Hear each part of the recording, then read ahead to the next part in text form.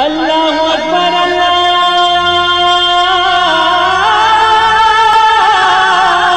اکبر۔ السلام علیکم ورحمۃ اللہ وبرکاتہ۔ الحمدللہ رب العالمین والصلاة والسلام علی اشرف الانبیاء والمرسلین نبینا محمد وعلی آلہ وصحبہ اجمعین ومن تبعہم بإحسان الی یوم الدین، اما بعد۔ میرے بھائیو، دوستو، بزرگو، صدائے حق سننے والے ساتھیو، آج 17 ربیع الثانی 1442 ہجری، 3 دسمبر 2020 عیسوی، 19 گتے اگہن 2077 بکرمی، جمعرات کا دن، میں محمد مستقیم مدنی صدائے حق کا پروگرام لے کر حاضر ہو گیا ہوں، جو روزانہ آپ junk Nandini FM 95.5 mega hertz پر سماعت فرماتے آ رہے ہیں۔ آج بھی انشاءاللہ تبارک و تعالی سب سے پہلے آپ تلاوت قرآن مجید کی تلاوت سماعت فرمائیں گے، پھر ایک خوبصورت سی حمد، پھر ایک عالم کا خطاب۔ تو لیجئے سماعت فرمائیں قرآن مجید کی تلاوت۔ اعوذ باللہ من الشیطان الرجیم، بسم اللہ بعدہ ایک خوبصورت سی حمد سماعت فرمائیں، کلام سالک بستوی کا، آواز حافظ مسیح الدین بلرام پوری کی، بول ہے: دھرتی سے آسماں تک ہے ہر مقام تیرا، دھرتی سے آسماں تک ہے ہر مقام تیرا، جلوہ کہاں نہیں ہے رب انعام تیرا۔ دھرتی سے آسماں تک ہے ہر مقام تیرا، دھرتی سے آسماں تک ہے ہر مقام تیرا، جلوہ کہاں نہیں ہے رب انعام تیرا، جلوہ کہاں نہیں ہے رب انعام تیرا۔ کن کہہ دیا جو تو نے،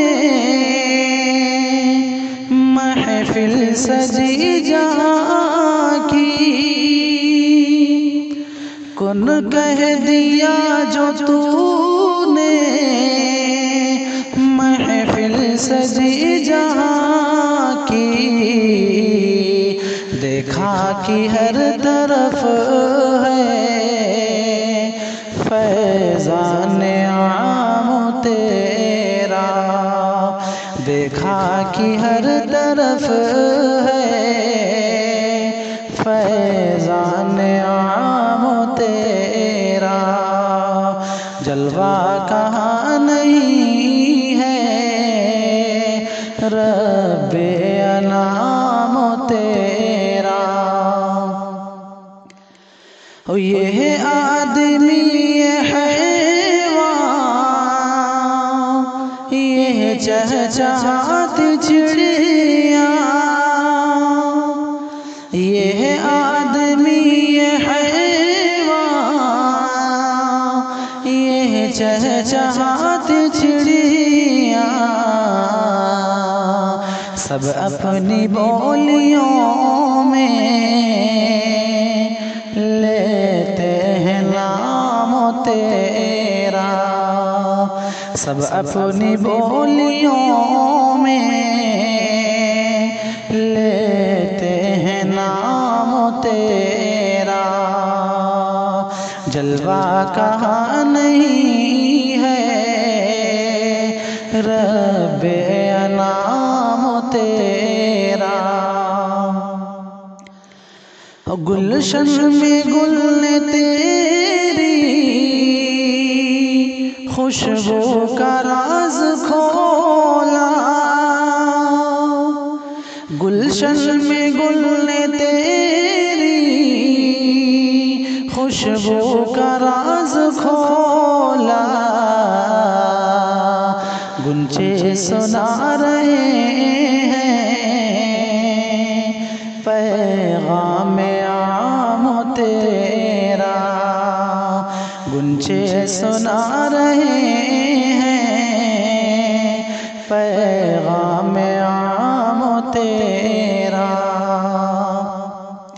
دھرتی سے آسمان تک ہے ہر مقام تیرا۔ اور آخری بند بطور خاص ملاحظہ فرما لیں،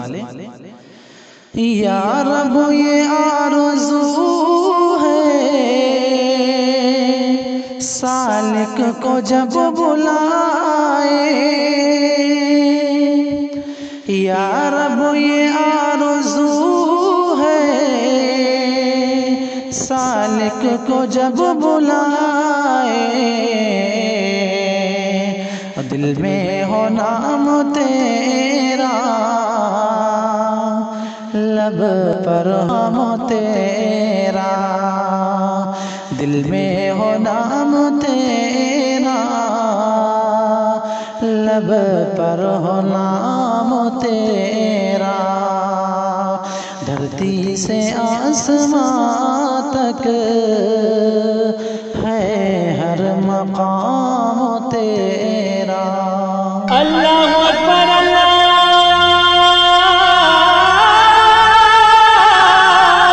اکبر۔ آج کا خطاب ہے فضیلت الشیخ محمد رحمانی المدنی صاحب کا، جو جامعہ سنابل دلہی کے مدیر اعلیٰ ہیں۔ ان کا موضوع ہے اصلاح عقیدہ، تو لیجیے سماعت فرمائیں ان سے ان کا خطاب۔ بسم اللہ الرحمن الرحیم، الحمد للہ رب العالمین، والصلاة والسلام علی رسولہ محمد وعلی آلہ واصحابہ اجمعین، اما بعد، اعوذ باللہ من الشیطان الرجیم، بسم اللہ الرحمن الرحیم، یا ایہا الذین آمنوا اطیعوا اللہ واطیعوا الرسول واولی الامر منکم فإن تنازعتم فی شیء فردوه الی اللہ والرسول ان کنتم تؤمنون باللہ والیوم الآخر ذالک خیر واحسن تأویلا۔ محترم جناب صدر اجلاس، ذمہ داران جماعت، جامع مسجد مومن پورہ کے ٹرسٹیان اور ذمہ داران، بزرگان دین، علماء کرام اور نوجوانان ملت اسلامیہ اور خواتین اسلام، یہ میرے لیے خوشی کا موقع ہے کہ مجھ کو ملک کے نامور علماء کرام کے درمیان تھوڑی دیر خطاب کا موقع دیا گیا۔ موضوع جو ہے وہ موضوع حقیقت میں طویل وقت کا تقاضا کرتا ہے، لیکن اختصار کے ساتھ میں کوشش کروں گا کہ موضوع کی وضاحت کر کے اصلاح عقیدہ و رسوم میں تحریک اہل حدیث کے کردار پر آپ کے سامنے تھوڑی سی روشنی ڈال سکوں۔ قرآن مجید و سنت رسول کی حقیقی داعی اور قرآن و سنت کی حقیقی ترجمان جماعت اہل حدیث، جس کو دنیا کے مختلف علاقوں میں مختلف ناموں سے یاد کیا جاتا ہے، کہیں یہ سلفیت کے نام سے موسوم ہے، کہیں اس کو اہل حدیثیت کے نام سے، کہیں وہابی تحریک اور دوسرے ناموں سے موسوم کیا جاتا ہے، لیکن حقیقت یہ ہے کہ دنیا کی تنہا وہ جماعت جو قرآن مجید اور سنت رسول صلی اللہ علیہ وسلم کو سلف صالحین اور بالخصوص صحابہ کرام کے فہم پر سمجھتی ہی نہیں ہے، بلکہ اس کے مطابق دعوت و تبلیغ بھی کرتی ہے، اور ساری کمیوں کے باوجود اس کا دستور، اس کا ضابطہ، اس کا لاہے عمل، اس کا طرز زندگی اور اس کا جو بھی دستور ہے وہ قرآن و سنت اور سلف صالحین کے فہم پر مبنی ہے۔ جماعت اہل حدیث وہ جماعت ہے جس کے سپہ سالاروں میں اور جس کی ترویج میں، جس کی بنیاد میں خود رسول اکرم صلی اللہ علیہ وسلم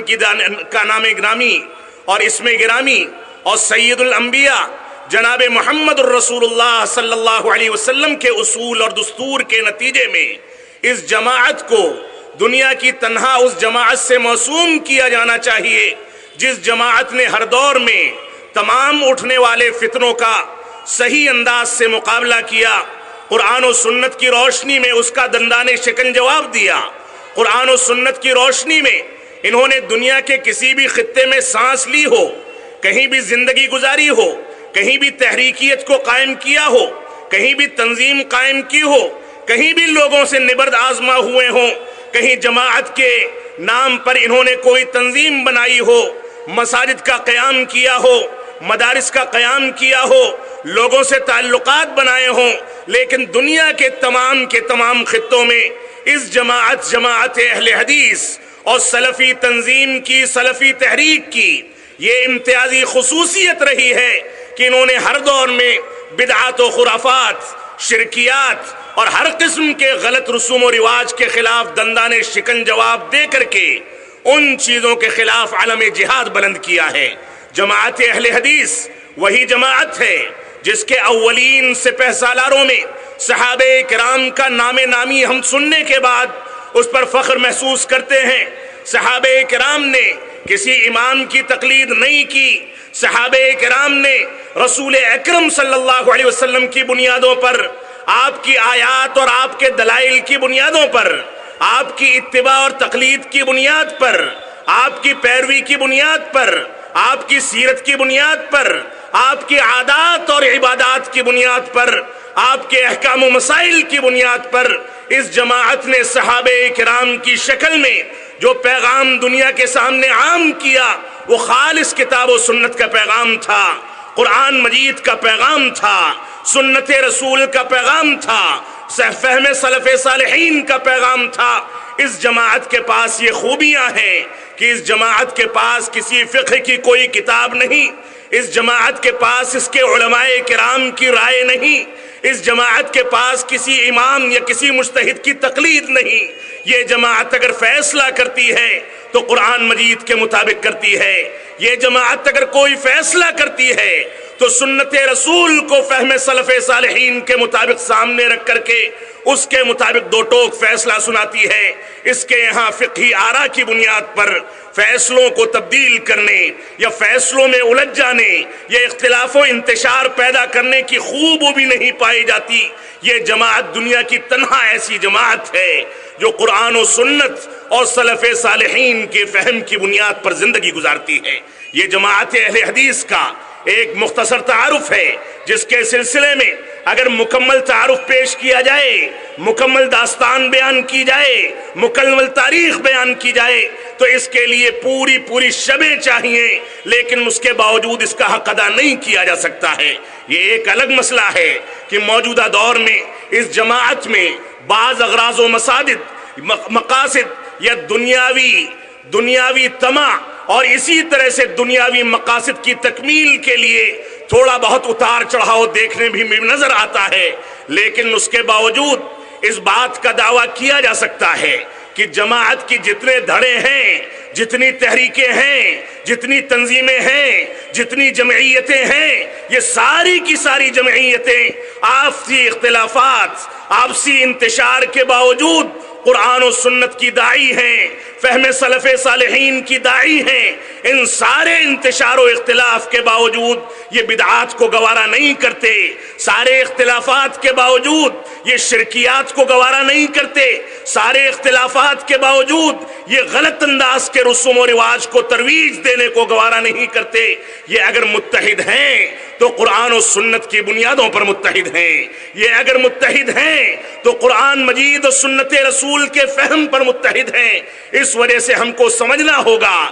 کہ جماعت اہل حدیث کی حقانیت کیا ہے۔ آج نوجوان نسل کو آمین دفلدین کہنا ضرور آتا ہے، لیکن نوجوان نسل کو یہ حقیقت معلوم نہیں ہے، اس حقیقت سے واقفیت نہیں ہے کہ جماعت اہل حدیث کا باطنی پیغام کیا ہے،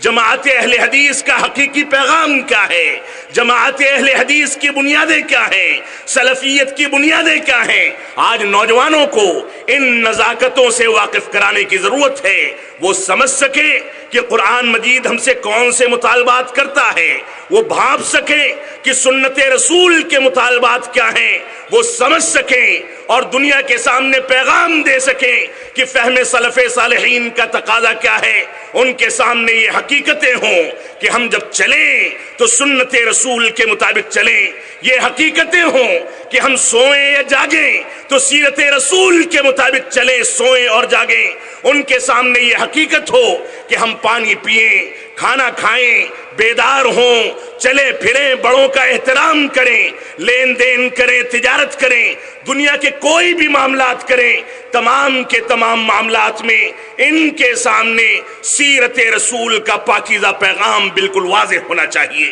ان کو ان بنیادوں پر تربیت دی جائے، ان کو آگے بڑھنے کے راستے دکھائے جائیں، ان کو ان پر چلنا سکھایا جائے، ان کو بتایا جائے کہ معاشرے کی خرافات کے خلاف، بدعات کے خلاف، شرکیات کے خلاف، غلط انداز کے رسوم و رواج کے خلاف ان لوگوں کو کون سی کیفیات اختیار کر کے ثابت قدمی کے ساتھ ان لوگوں کا مقابلہ کرنا ہے۔ بدعات کے خلاف آواز اٹھانی ہے، رسوم و رواج کے خلاف آواز اٹھانی ہے، یہ ان کی ذمہ داری ہے۔ اور اس ذمہ داری کو تمام کے تمام افراد کو، پوری جماعت کو، سارے علماء کرام کو، سارے نظما اور اسی طرح سے سارے ذمہ داران کو محسوس کرنا چاہیے اور اس کی فضا تیار کرنی چاہیے۔ علامہ ابن تیمیہ رحمۃ اللہ علیہ اپنی بعض کتابوں کے اندر ذکر کرتے ہیں، فرماتے ہیں کہ عام طور سے متعلقہ جو علوم اور اسی طرح سے عبادات میں جن بدعات کا ظہور ہوا اس دنیا کے اندر اسلام کی بعثت کے بعد، رسول اکرم صلی اللہ علیہ وسلم نے اور اللہ رب العالمین نے جب الیوم اکملت لکم دینکم واتممت علیکم نعمتی ورضیت لکم الاسلام دینا، اس آیت کریمہ کے نزول کے ساتھ دین اسلام کی تکمیل فرما دی، جس کی بنیاد پر امام دار الہجرت امام مالک رحمۃ اللہ علیہ فرماتے ہیں کہ اس آیت کریمہ کے نزول کے بعد اگر کسی نے اسلام میں کسی نئی چیز کو ایجاد کیا، کسی نئے رسوم و رواج کو رواج دیا، تو گویا وہ یہ گمان کرتا ہے، یہ اتہام لگاتا ہے، نعوذ باللہ من ذالک، کہ رسول اکرم صلی اللہ علیہ وسلم نے خیانت کی ہے، کیونکہ اللہ رب العالمین نے فرما دیا ہے الیوم اکملت لکم دینکم، ہم نے آج دین کو مکمل کر دیا، نعمت اسلام تم پر مکمل کر دی اور تمہارے لیے دین اسلام کو پسندیدہ دین قرار دے دیا۔ اس آیت کریمہ کے نزول کے وقت جو کچھ دین تھا وہی قیامت تک دین رہے گا، جن چیزوں کو احکام و مسائل کے تحت ذکر کر دیا گیا تھا وہی مسائل قیامت تک دین اسلام کے احکام و مسائل رہیں گے، ان میں حذف و اضافے کا امکان نہیں ہے، لہذا حذف و اضافہ کرنے والا گویا رسول اکرم صلی اللہ علیہ وسلم کے آخری پیغام، جس میں آپ نے حجۃ الوداع میں صحابہ کرام سے بار بار پوچھا کہ کیا میں نے دین اسلام کا پیغام پہنچا دیا، کیا میں نے پیغام پہنچا دیا، کیا میں نے پیغام پہنچا دیا؟ صحابہ کرام نے ایک زبان ہو کر کے کہا کہ ہاں۔ اللہ کے نبی صلی اللہ علیہ وسلم نے فرمایا کہ شاہد رہنا، اے اللہ رب العالمین تو گواہ رہنا کہ میں نے دین کے ساری کی ساری چیزوں کو تم تک پہنچا دیا ہے۔ اب ان چیزوں کے بعد اگر کسی نے دین کے نام پر نئی بات ایجاد کر لی تو گویا اس نے یہ اتہام لگایا کہ نعوذ باللہ اللہ کے نبی صلی اللہ علیہ وسلم نے ان باتوں کو چھپا رکھا تھا، آج ہم ظاہر کر رہے ہیں، ان ثواب کے کاموں کو مخفی رکھا تھا، آج ہم ظاہر کر رہے ہیں۔ اس وجہ سے ہم کو دین اسلام کی پوری حقانیت کو سمجھنا ہوگا۔ تو شیخ الاسلام علامہ ابن تیمیہ رحمۃ اللہ علیہ فرماتے ہیں کہ خلفائے راشدین اور صحابہ کرام کے دور کے اخیر ہی میں علوم کے اندر اور عبادات کے اندر مسلمانوں کے درمیان بدعات کا وجود شروع ہو چکا تھا، وہ لوگ بدعات کو انجام دیتے تھے۔ اسی بنیاد پر اللہ کے نبی صلی اللہ علیہ وسلم نے اپنے عہد رسالت میں فرمایا فَإِنَّهُ مَن يَعِشْ مِنكُم بَعْدِي فَسَيَرَى اخْتِلَافًا كَثِيرًا، کہ تم میں سے جو بھی میرے بعد زندگی گزارے گا وہ سن لے کہ اس کو بہت سارے اختلافات ملیں گے، بہت سارے انتشار ملیں گے، مسائل میں الجھنیں ملیں گی۔ ایسی صورت میں تم لوگ میری سنت کو، اللہ رب العالمین کے فرمان کو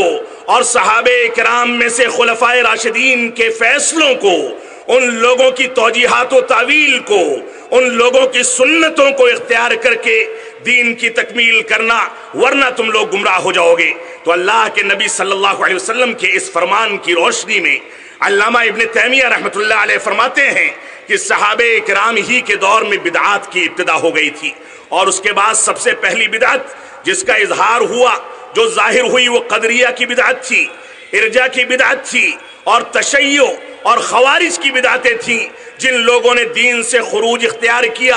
صحابہ کرام کی توہین کی، قرآن مجید پر انگلیاں اٹھائیں، قرآن مجید کی حقانیت پر ان لوگوں نے شکوک و شبہات پیدا کیے۔ اسی طرح سے تقدیر کے مسئلے میں وہ لوگ مسلمانوں کی صفوں سے الگ ہو گئے، ان لوگوں نے ارجاء اختیار کر کے نہ جانے کون کون سے عقائد کو اس دنیا کے اندر عام کیا، اور اس کے بعد ایک ایسا دور ہوا، ایسا دور آیا کہ جس ادوار کے بعد 3 صدی ہجری کے بعد صحابہ کرام جبکہ ختم ہو چکے تھے، 2 صدی ہجری کے بعد بعض صحابہ کرام موجود تھے، اسی دور میں بدعات نے مختلف شکلیں اختیار کرنا شروع کر دیں۔ پھر تصوف کا فتنہ اٹھا، قبر پرستی کا فتنہ اٹھا، غیر اللہ کو اللہ رب العالمین کے ساتھ شریک کرنے کا فتنہ اٹھا، اور نہ جانے کون کون سے فتنے اٹھتے چلے گئے۔ ان تمام کے تمام فتنوں میں، ان تمام کی تمام سازشوں میں، ان تمام کی تمام غلط فہمیوں میں، ان اختلافات میں مسلمانوں کو جو دستور بتایا گیا وہ دستور وہی ہے جس آیت کریمہ کی تلاوت شروع میں کی گئی۔ اللہ رب العالمین نے ارشاد فرمایا، یا ایھا الذین آمنوا اطیعوا اللہ واطیعوا الرسول واولی الامر منکم فان تنازعتم فی شیء فردوه الى اللہ والرسول ان کنتم تؤمنون باللہ والیوم الآخر ذالک خیر واحسن تأویلا۔ اے ایمان والے لانے والو، اللہ رب العالمین کی، رسول اکرم صلی اللہ علیہ وسلم کی اطاعت کرو، اپنے ولی امر کی اطاعت کرو، اس شرط کے ساتھ جو اللہ کے نبی صلی اللہ علیہ وسلم کا فرمان ہے، لا طاعت لمخلوق فی معصیت الخالق، کہ اللہ رب العالمین کی نافرمانی میں کسی مخلوق کی فرما برداری کرنا یہ شریعت اسلامیہ میں حرام ہے۔ لہذا ولی امر جب تک قرآن مجید، سنت رسول اور سلف صالحین کے فہم کے مطابق تمہاری رہنمائی کرے، تمہارے درمیان فیصلے کرے، تو اس کی اطاعت کرو، اس کے مطابق زندگی گزارو، اور اگر ایسا نہیں کرتا، تمہارے درمیان اختلاف ہو جاتا ہے نماز کے طریقوں میں، حج کے طریقے میں، زکوٰۃ کے مسائل میں، قرآن مجید کی عظمت کے مسائل میں، صحابہ کرام کی عظمت کے بارے میں، اور کسی بھی چیز میں تمہارے درمیان اختلاف ہو جائے، دنیاوی مسائل ہوں یا دینی مسائل ہوں، اللہ رب العالمین نے فرمایا اگر تمہارے درمیان کسی چیز میں اختلاف ہوتا ہے فردوہ الی اللہ والرسول، ولی امر کو خارج کر دیا گیا۔ فرمایا کہ اپنے معاملات کو، اپنے جھگڑوں کو، اپنے اختلافات کو اللہ اور اس کے رسول کی جانب لوٹا دو، قرآن مجید اور سنت رسول سے اس کا فیصلہ تلاش کرو، اور اس کے مطابق جب فیصلہ آ جائے تو اس کے آگے سر تسلیم خم کر دو۔ تم آیت کریمہ فلا وربک لا یؤمنون حتی یحکموک فیما شجر بینہم ثم لا یجدوا فی انفسہم حرجا مما قضیت ویسلموا تسلیما، اس آیت کریمہ کو سامنے رکھ کر کے اپنے تمام مسائل میں اللہ کے نبی صلی اللہ علیہ وسلم کو اپنا حکم تسلیم کر لو، یہ قرآن مجید کا فیصلہ ہے۔ اسی طرح سے آپ دیکھیں رسوم و رواج اور اصلاح عقیدہ میں جماعت اہل حدیث کی تاریخ کو اگر دیکھنا ہو تو بے شمار وسائل اور بے شمار واقعات موجود ہیں۔ آپ دیکھیں صحابہ کرام کے دور میں جب 3 صحابہ کرام رسول اکرم صلی اللہ علیہ وسلم کے پاس آپ کی غیر موجودگی میں تشریف لاتے ہیں، اما عائشہ سے دستور پوچھتے ہیں، آپ کی زندگی کا طریقہ پوچھتے ہیں، تو اس کے بعد کہتے ہیں کہ اللہ کے نبی صلی اللہ علیہ وسلم کے اگلے پچھلے سارے گناہ معاف تھے، اس وجہ سے آپ اتنا عمل کرتے ہیں، میں رات بھر تہجد پڑھوں گا، آرام نہیں کروں گا۔ ایک نے کہا کہ میں شادی بیاہ نہیں کروں گا، پوری زندگی اسلام کی خدمت میں گزاروں گا، اور اس کے علاوہ ایک نے کہا کہ میں روزانہ روزے سے رہوں گا۔ رسول اکرم صلی اللہ علیہ وسلم کو خبر دی گئی، آپ نے ممبر لگوایا، ممبر لگا کر کے آپ نے فرمایا من رغب عن سنتی فلیس منی، جو میری سنت سے رغبت کر جائے، جو اس سے پیچھے ہٹ جائے، اس میں تبدیلی کر دے، اس میں اضافہ کر دے یا اس کے اندر کوئی تبدیلی کر دے، وہ مجھ میں سے نہیں ہے۔ سن لو کہ میں رات میں سوتا بھی ہوں، عبادت بھی کرتا ہوں، سن لو میں عورتوں سے نکاح بھی کرتا ہوں، اور اسی طرح سے اس بات کو بھی سن لو کہ میں کبھی روزے سے رہتا ہوں، کبھی بغیر روزے کے رہتا ہوں، یہی میری سنت ہے۔ اس میں تبدیلی کرنا، اس میں حذف و اضافہ کرنا، یہ اسلام کی شان کے خلاف ہے۔ آپ کو معلوم ہونا چاہیے کہ صحابہ کرام کے دور میں عبداللہ بن مسعود رضی اللہ عنہ کا وہ واقعہ جس میں بغداد یا مدینہ کی کسی مسجد میں بعض لوگ بیٹھے ہوئے حلقہ بنا کر کے دانے پر تسبیحات پڑھ رہے تھے، جب ان کی نظر پڑتی ہے تو کہتے ہیں کہ یہ کیا کر رہے ہو؟ اللہ کے نبی صلی اللہ علیہ وسلم کی وفات کو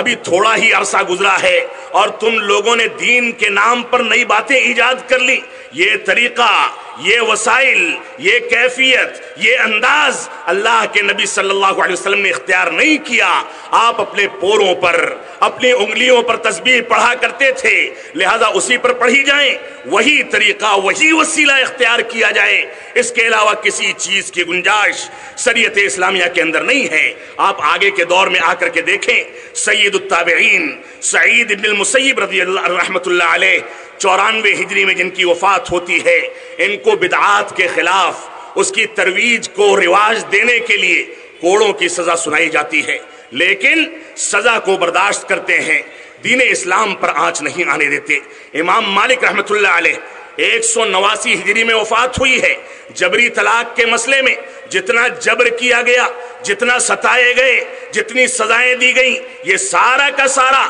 اسی جماعت اہل حدیث کا سرمایہ ہے جو ان بزرگوں نے، ہمارے اسلاف نے، قرآن و سنت کے سچے حاملین نے، اور اپنے آپ کو جماعت اہل حدیث یا سلفیت یا اسی طرح سے اثریت اور اس جانب منسوب کرنے والے ان علماء کرام نے یہ کارنامے انجام دیے۔ آگے کے دور میں آئیں، امام احمد بن حنبل رحمۃ اللہ علیہ 241 ہجری میں وفات ہوتی ہے۔ تیسری صدی کے اوائل میں فتنے خلق قرآن کا سامنا کیا، اس میں کہتے ہیں اعطونی شیئا من کتاب اللہ او سنت رسولہ صلی اللہ علیہ وسلم حتی اقول بہ۔ فتنے خلق قرآن میں خلق قرآن کی دلیل کے لیے میرے سامنے قرآن مجید کی کوئی آیت لائی جائے، سنت رسول کی کوئی دلیل لائی جائے تاکہ اس کی بنیاد پر میں فتویٰ دوں۔ میں اس انداز سے فتویٰ دینے والا نہیں ہوں۔ ان کے شاگردوں کا بیان ہے، یہ بھی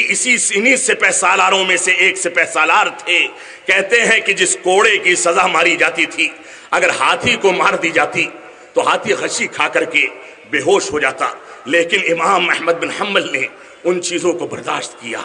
برداشت کر کے دین اسلام کا دفاع کیا۔ یہ معمولی غزمت نہیں تھی، یہ معمولی قربانی نہیں تھی، جو اسی جماعت کی تاریخ کا ایک حصہ ہے۔ آخر کیا ہو گیا ہے ہم لوگوں کو کہ ہم ان چیزوں سے عبرت حاصل کر کے اپنی لائے زندگی کیوں نہیں تیار کرتے؟ کون سے اسباب ہیں کہ جن اسباب کی بنیاد پر ہم اس انداز کی قربانیوں کا جذبہ اپنے نوجوانوں میں پیدا نہیں کرتے؟ اگر نوجوان جذباتیت میں آتا ہے اور اسی طرح سے اس کے اندر خون کھولتا ہے تو نہ جانے کون کون سے دہشت گردی کے نام پر، خروج کے نام پر کون کون سے فتنوں کو اختیار کر کے یہ پوری جماعت کو مشکوک بنانے کے لیے حکومتوں کے سامنے ثبوت مارا فراہم کرتا ہے، جبکہ یہ خروج کا فتنہ جماعت اہل حدیث کے خلاف وہ فتنہ تھا جس کے خلاف جماعت اہل حدیث نے سب سے پہلے کفر کا فتویٰ دیا اور اس کے خلاف پوری جدوجہد کی، پوری کاوشیں کی۔ آپ آگے کے دور میں آ جائیں، علامہ ابن تیمیہ رحمۃ اللہ علیہ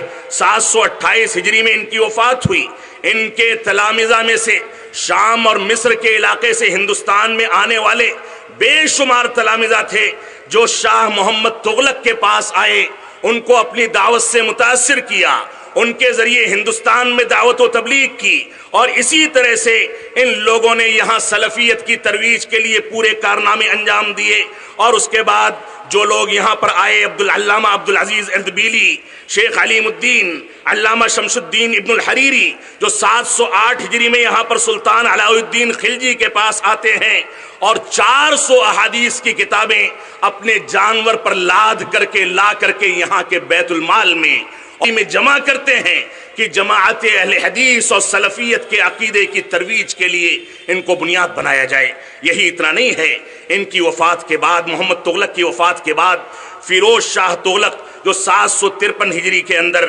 753 عیسوی میں یہاں کا بادشاہ رہا، اس کے ہاتھ میں زمام آئی تو اس نے بھی محمد تغلق کے طرز پر چلتے ہوئے علامہ ابن تیمیہ کے مشن کو آگے بڑھایا، سلفیت کے مشن کو آگے بڑھایا، بدعات کو ختم کرنے کی ترویج اور جدوجہد کی، اور بدعات اور غلط رسوم و رواج کو ختم کرنے کے لیے پوری طاقت کا اور دلائل کا استعمال کیا۔ اس کے بعد آپ دیکھیں مجدد الف ثانی جو 1034 ہجری کے اندر فوت ہوتے ہیں، اس کے بعد شاہ ولی اللہ محدث دہلوی جن کی 1762 عیسوی میں وفات ہوتی ہے، قرآن مجید کا ترجمہ کرتے ہیں۔ ترجمہ کرنے کے نتیجے میں ہماری جماعت اور ہماری امت اور مسلمانوں کی ایک جماعت ان کے خلاف کفر کا فتویٰ جاری کرتی ہے کہ قرآن مجید کا ترجمہ نہیں کیا جا سکتا۔ یہ لوگ جو دوسری کتابوں پر اعتماد کریں، قرآن و سنت کو ثانوی درجہ دیں، ان لوگوں سے اور کس بات کی امید رکھی جا سکتی ہے؟ تو ان کے خلاف فتویٰ جاری کیا گیا۔ حجت اللہ البالغہ جیسی نادر کتاب انہوں نے تالیف کی، عرب میں اخلاقی سطح کو اٹھانے کے لیے اور وہاں کے رسوم و رواج کو ختم کرنے کے لیے، وہاں کی بدعات کو ملیہ میٹ کرنے کے لیے۔ شیخ محمد بن عبد الوہاب رحمۃ اللہ علیہ جو 1206 ہجری میں فوت ہوتے ہیں یا 1792 عیسوی میں، انہوں نے جو کارنامے انجام دیے وہ ہم سے مخفی نہیں ہونے چاہیے۔ اسی طرح سے میاں نذیر حسین محدث دہلوی 60 سال تک علم حدیث کا درس دیا۔ دہلی کی نظیریہ کی مسجد میں بے شمار مطالبات آئے، بڑی بڑی تنخواہوں کی آفریں کی گئیں اور ان کو کہا گیا کہ فلاں جگہ منتقل ہو جائیں، لیکن میرے والد گرامی رحمت اللہ علیہ کی تحقیق کے مطابق تنہا اس آدمی نے 60 سال کے اس عرصے میں کم و بیش 22 لاکھ لوگوں کو اپنی دعوت سے متاثر کر کے پوری دنیا کے اندر پھیلا دیا۔ اور صورتحال کیا تھی؟ رات کے وقت میں پرانی دہلی کے ریلوے اسٹیشن پر یہ رات بھر کلی کا کام کیا کرتا تھا اور کرائے کے ایک کمرے میں پوری زندگی گزار دی، درس حدیث دیتے رہے۔ درس حدیث کا فیض اتنا پہنچا کہ ان کے شاگرد اور شاگردوں کے شاگرد اور ان کے شاگرد آج بھی دنیا کے سارے خطوں میں موجود ہیں، چین سے لے کر کے عرب دنیا، اور ان کے شاگردوں کے ذریعے عرب دنیا میں سلفی تحریک کی جو تنظیمیں قائم ہوئیں، انصار السنت المحمدیہ،